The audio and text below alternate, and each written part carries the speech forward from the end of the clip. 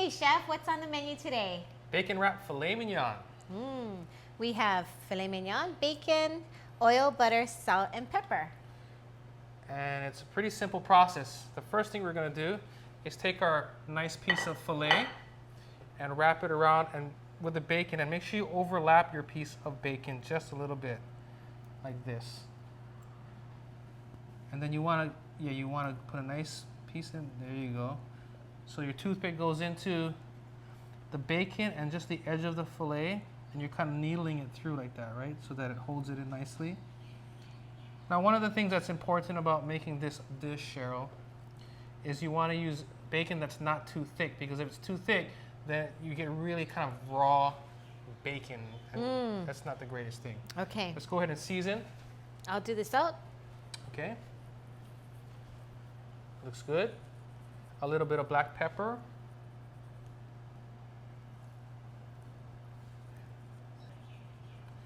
And then we're going to sear them. Now I have a pan that's been preheating. I'm going to start with a little bit of oil just in the bottom of the pan to get nice and hot.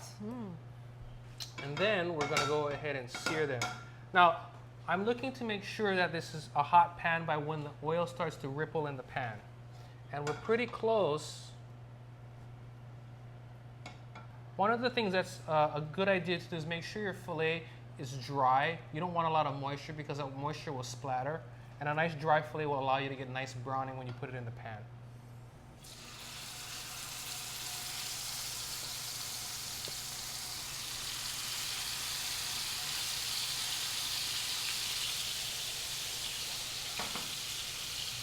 So at this point, we're going to just let it sear nicely and get nice and brown. One of the little tricks that I like to do is to really incorporate flavor while I'm cooking. And so close to when I'm going to want to flip these over because they're nice and brown, I am going to put a little bit of butter on here. And the butter will melt in there, and the milk solids will help give it some nice flavor and help brown it a little bit. But if I put too much butter in the beginning, what do you think is going to happen? It's going to burn. Exactly. Okay, so I'm going to add a little bit of butter now. The butter will melt, and it will also start to go underneath my filet and add that flavor I'm looking for. Okay, and then we're going to flip the filet and put it in the oven. Okay.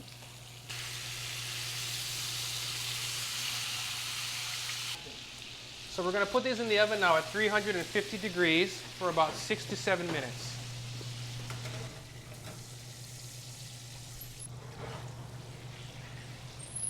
Ooh, smells delicious. Okay, so we've been in the oven for 6 minutes, and it's perfectly done. I like my steak medium. How do I know it's done?